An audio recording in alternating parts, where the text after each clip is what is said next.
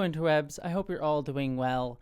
For today's video, I want to talk about a issue and dynamic that I continually see cropping up when people talk about the Democratic Party in the United States and their position on transgender rights. Because quite often, whenever I voice any criticism about the Democratic Party when it comes to transgender rights, the response that I often get from people is, well, actually, they're the most overtly supportive party on transgender rights ever in the United States.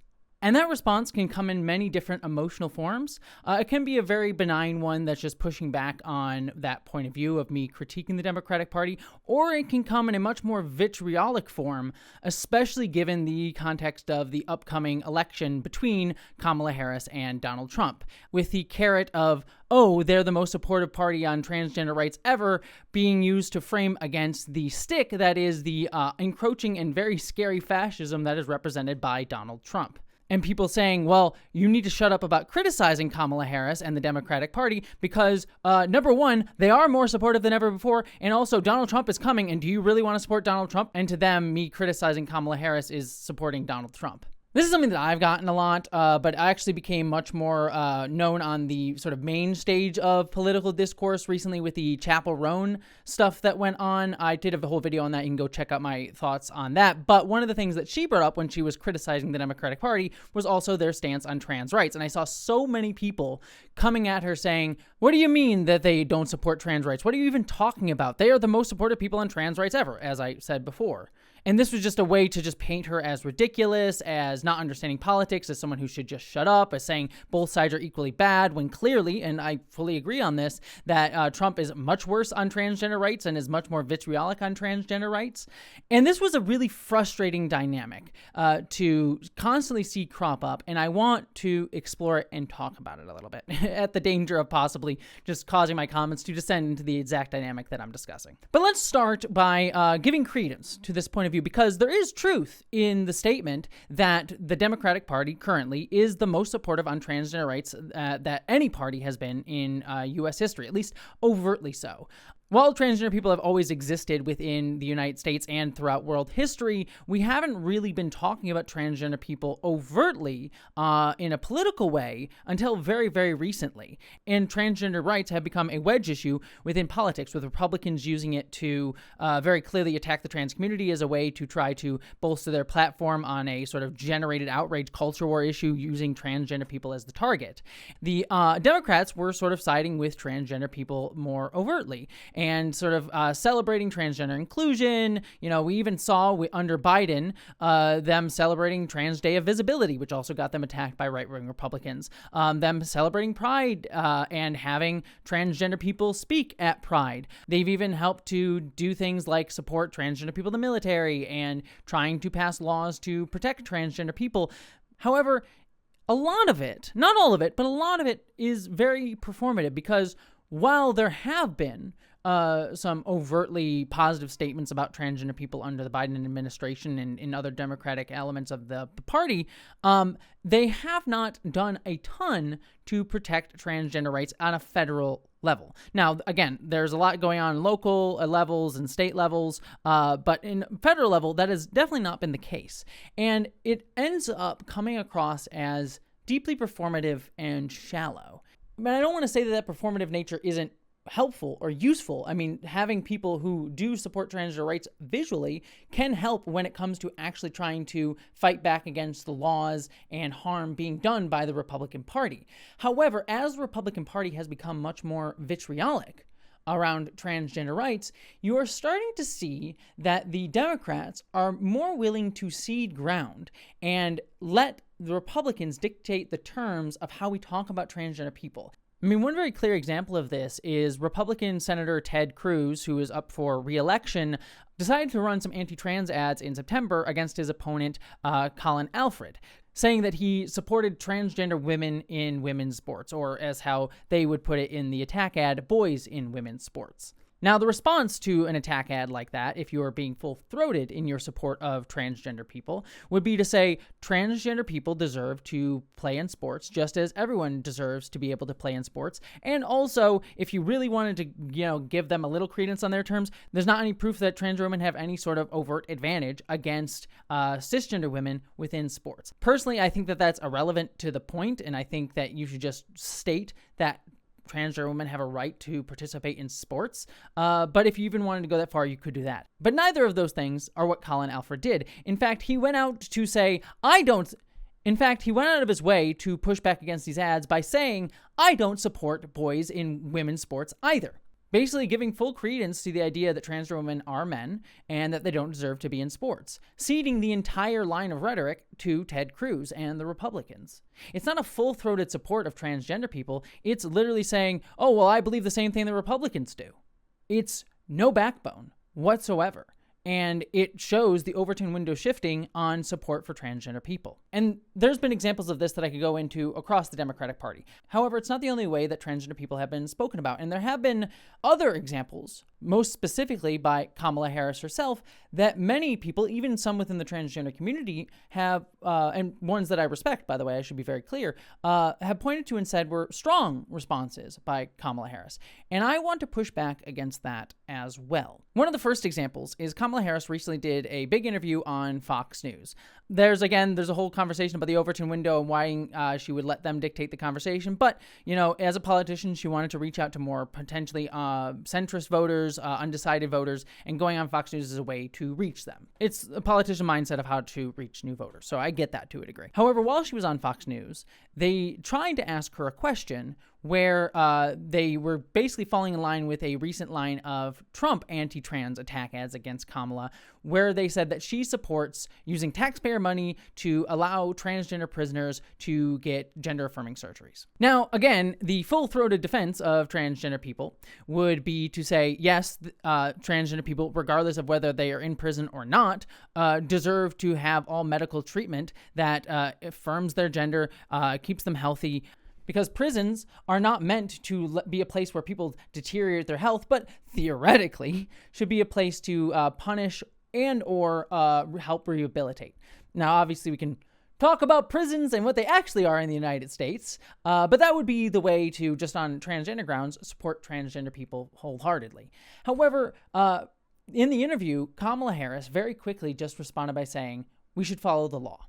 And she actually even stated, I plan to follow the law, and it's a law that Donald Trump also followed as well, pointing out the fact that Donald Trump also followed the law that was on the books that transgender people should get gender-affirming surgeries. Now, there is, to a degree, a understandable point here being made of like, hey, it's kind of hypocritical for Donald Trump to say, I support transgender people getting surgeries in prisons when he also did the same, which, we know Republicans are hypocrites. That's nothing really particularly new, but hey, doing it on Fox News, I get it. But by just saying we should follow the law isn't really a defense of supporting transgender people and our healthcare. And that's because the law is not always supportive of transgender people. In fact, when Kamala Harris worked at the California Department of Corrections and Rehabilitation back in 2015, her office actually fought against giving gender-affirming surgeries to trans people. Now, to be fair to her, she has made statements after that saying that she was working within her office to try to stop them pushing back against gender-affirming surgeries, that it wasn't something that she believed personally. However, it does point to the fact how weak her response of we should just follow the law is. Because just if that's her line, that we should just follow the law, well, she has been in a position within this very United States system where the law didn't support transgender people. And she actually fought against it, worked against it because it was her job to do so. Even if she's saying, I tried to work within the system to try to make change, it was still something that her office did. And it led to transgender people not being able to get surgeries for a time. Thankfully, that has changed in California at the moment. And I believe about 20 transgender people in prison have been able to get gender-affirming surgeries, which is great. But it is very clear that her defense of just following the law is not good enough a response. and requires more elaboration. Now, some people may argue, well, she was on Fox News. She was trying to quick shut it down. She was trying to point out something that would, maybe be more amenable to people who would watch her on Fox News and not speaking to someone like me, because I obviously don't watch Fox News. That's a fair argument. However, she reiterated this same line when she did an interview on NBC News recently. On NBC News, she was again asked a similar question about transgender affirming healthcare, and she reiterated that she would just follow the law. Now, when she was pushed further on this point, further than she was on Fox News, she ended up giving a little bit more information, where she said that it should be up to doctors to be able to make the decision, that she doesn't want to get in the way of doctors making decisions about their patients, which is a much better response. However, this response doesn't really do great either, because it doesn't address a lot of things. It doesn't address the fact that there are many individual doctors who are discriminatory against transgender people. It doesn't address the fact that even beyond individual discrimination, there are systemic biases that prevent transgender people from accessing care. It doesn't address the fact that if the climate around transgender people and transgender rights and transgender healthcare changes, even affirming doctors may stop deciding to give necessary care to transgender people. And we are seeing an example of this over in the UK, where, if you haven't been following in the UK, there's been a huge attack against transgender healthcare in the UK, to the point where there are doctors now who have reached out to transgender patients who have been getting hormones and other affirming care from them for potentially years, and them telling them, oh, we're going to stop doing that now because it could put us up for a legal lawsuit or put us in danger. And this has left so many transgender people in the lurch, not just transgender people who, want to seek, getting surgery or something like that, where they could be technically physically healthy beyond that, though I would even argue at that point, but mentally, obviously, definitely would be a huge problem. But even transgender people who have had surgery, who need hormones, to be able to maintain their health because they can't produce testosterone anymore, don't have access to that health care. And this is something that terrifies me because, as many of you know, I've had a vaginoplasty. I don't have the downstairs junk that I was born with. And I take estrogen. I inject estrogen every 2 weeks. And if doctors here stopped prescribing that to me, saying, hey, we're not going to give you estrogen anymore, even though we understand that it's necessary for your health because the climate around transgender people right now isn't very great, I would be in serious health risk. I've been off of hormones for a while. There's been a couple shortages during my time, and it's rough even for a short period of time. Longer period of time, it could deteriorate my bone health. It could do so many things, not just to mention my mental state. So that is absolutely terrifying. And the fact that Kamala has refused to actually address this is deeply saddening to me. Now, to be fair, I will say Tim Walz, her running mate, has been a bit more overtly open about supporting transgender people, which is great. But as Kamala herself likes to continually remind us, given she likes to distance herself from some elements of Joe Biden's campaign when Republicans also attack her on that, the VP isn't the president. And while the VP, I think, is a very important position, it is definitely not one with a huge amount of decision-making power. So appreciate Tim Walz to a degree, but Kamala has not been full-throated in support. And frankly, in the face of not only Republicans' consistent attacks against transgender people, but also her own party's acquiescing to Republicans' attacks on transgender people, I find it, frankly, weak-willed. And I find it cowardly. This is something that I see across the board with not just Kamala, but with Democrats generally. I mean, talk about an even more pressing issue, which is the genocide going on in Gaza right now. Despite the fact that Republicans are full-throatedly supporting it, Democrats are, when they're not full-throatedly supporting it themselves, they're being wishy-washy on like, well, Israel has a right to defend itself from Gazan civilians who are being massacred. And it's because they have this weird calculation in their mind that is, oh, well, we should try to catch the centrists. We should try to catch the people by saying, well, we're just almost like Republicans, but just not as fascisty. And that's their, at least not overtly fascisty. And that's their line. And I think it's very weak-willed. And it's how we continually see the Overton window shifting further and further right. How a Kamala presidency will be more to the right than a Democrat president would have been 20, 30, 40 years ago in many respects because of this continual push and acquiescing to these fascist talking points. And The frustration that I continually see with people saying, well, they're the most supportive. Yes, they are potentially the most supportive on transgender rights. At least they're talking about it. And arguably, considering how transgender people were supported in the past, this is better than most, but it's certainly not great. And it's certainly not showing signs of getting any better. In fact, it's showing signs of potentially getting much, much, much worse. And so I get frustrated with this rhetoric of like, well, she's the most supportive, so you need to support it. It's just the carrot and the stick, as I said it before, of the stick of fascism and the carrot of, well, they're performatively supportive. They're at least talking about you, so support. Get behind her. You don't want the fascism, do you? If you criticize her, you support the fascism. So that's the main point that I wanted to say with this. And I debated ending on that point with this video. However, there's one point that I kind of want to build off of this, because there's the other side of this that I want to address. As many of you know, I have said in the past that I am voting for Kamala Harris. And to be very frank, I already have. I did my mail-in vote, voted for her. And for many people, that makes them, on the other side of this argument than the people I was talking to before, also very angry. And I understand why, for the reasons that I articulated. Often it'll be transgender rights, as Chappell Roan sort of articulated. It'll be sort of many other things, but the biggest one often is, Kamala's support of Israel. And frankly, when I hear people say they don't want to support Kamala for that reason, even if they don't support Trump, I understand completely, 100%. I fucking get it.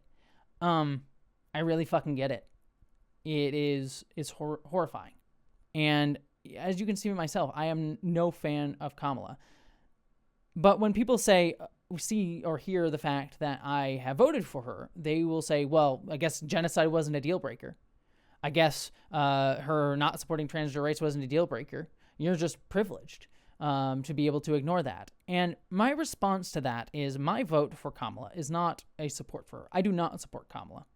You may argue that ultimately there's a distinction of the difference, but to me, my vote is not voting for her to support her. It is voting for the conditions that we organize under.